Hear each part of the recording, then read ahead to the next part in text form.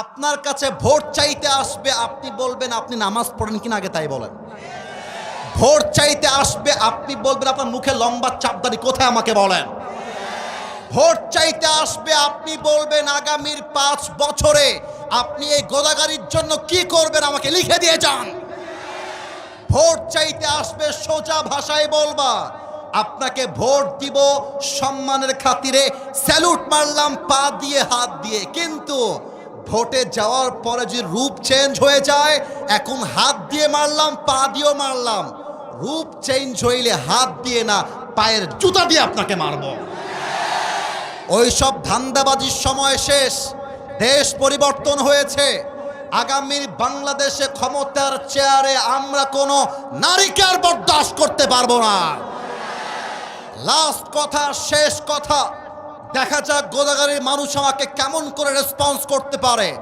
আমরা আগামীর সংসদে এমন একজন প্রধানমন্ত্রীকে দেখতে চাই, যেই প্রধানমন্ত্রী চাইলে দেশের জাতীয় সংসদে দাঁড়িয়ে যেমন বক্তব্য দিবে, আমার দেশের প্রধানমন্ত্রী চাইলে ঢাকার জাতীয় মসজিদ বাইতুল মুকাররমে দাঁড়িয়ে জুমার খুতবা দেওয়ার যোগ্যতাও রাখবে। হাত তুলে বলো ঠিক কিনা। আগামীতে নির্বাচন আসছে, নির্বাচন হবে, আমার কোনো অবজেকশন নাই, বাট নির্বাচনে নেতা হবে সে যে কোরআনের পক্ষ হয়ে কাজ করবে। আচ্ছা, আমার ডানে একজন আলেম মুহাদ্দিস বসে আছে, ওনাকে দেখা যায় নাকি যায় না? ওনাকে সহ সবার কাছে আমার একটা প্রশ্ন, বিবেকের কাছে প্রশ্ন। একটা মসজিদে ইমাম নেওয়া হবে, ইমামকে নেওয়ার পূর্বে ইন্টারভিউ হয়। ইমামের মোজ কেমন, ইমামের দাড়ি উঠেছে কিনা, ইমাম বিয়ে করেছে কিনা, ওর বই পর্দায় থাকে কিনা, ইমামের চরিত্র কেমন, ও হাফেজ কিনা, ওর যোগ্যতা আছে কিনা, ওর বয়স কেমন। ও বাবা, 500 মুসল্লির মসজিদে ইমাম নেওয়ার জন্য এরকম পা ছাটাই জাস্টিফাই হয়, চুল খুলে দেখা হয়, না পারে পায়জামা খুলে দেখবে, এমনও করে অনেক লোকেরা আছে না নাই? বলো বলো। মাত্র 500 লোকের ইমাম নেওয়ার জন্য এত জাস্টিফাই, এত প্রশ্ন, এত ইনভেস্টিগেশন। ভোটের সময় আসলে একজন এমপি যে 3 লাখ মানুষের জন্য কাজ করবে, একটা শহরের জন্য কাজ করবে, সেই এমপি গাঞ্জাখোর কিনা, সেই এমপি সুদখোর কিনা, সেই এমপি ঘুষখোর কিনা, সেই এমপি জেনা করেছে কিনা, এটার খবর নেওয়া হয় না। কেন কেন কেন কেন? একটা মসজিদে ইমাম নেওয়া হবে, ইমামকে নেওয়ার পূর্বে ইন্টারভিউ হয়। ইমামের মোজ কেমন, ইমামের দাড়ি উঠেছে কিনা, ইমাম বিয়ে করেছে কিনা, ওর বই পর্দায় থাকে কিনা, ইমামের চরিত্র কেমন, ও হাফেজ কিনা, ওর যোগ্যতা আছে কিনা, ওর বয়স কেমন। ও বাবা, 500 মুসল্লির মসজিদে ইমাম নেওয়ার জন্য এরকম পা ছাটাই জাস্টিফাই হয়, চুল খুলে দেখা হয়, না পারে পায়জামা খুলে দেখবে, এমনও করে অনেক লোকেরা আছে না নাই? বলো বলো। লাস্ট কথা, শেষ কথা, দেখা যাক গোদাগাড়ির মানুষ আমাকে কেমন করে রেসপন্স করতে পারে।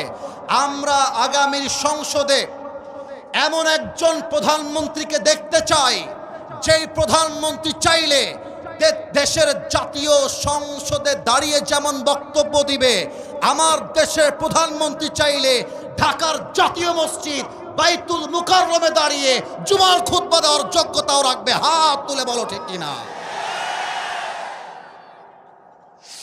আল্লাহ যেন কবুল করে, পড়েন সবাই আমিন।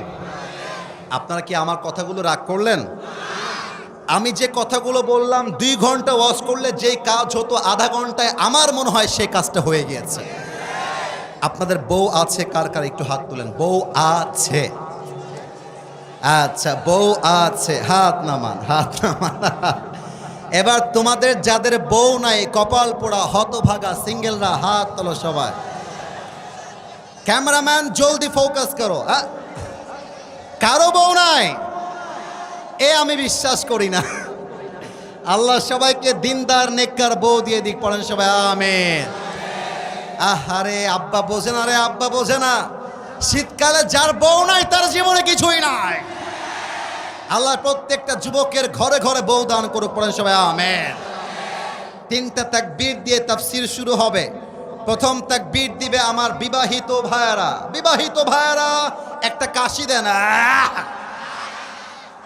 বিবাহিত ভাইয়েরা, না না না না, আমি দিচ্ছি, বসে পড়ো।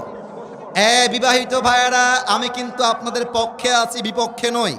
দেখা যাক কারা জিতে, নাম্বার আপনারা দিলেই বুঝবেন। It's time for the married people, বিবাহিতদের পালা। বিবাহিতরা আমি বলবো লিল্লাহি তাকবীর, আপনাকে বলতে হবে আল্লাহু আকবার। দেখা যাক বিবাহিতদের জোর কত। লিল্লাহি তাকবীর।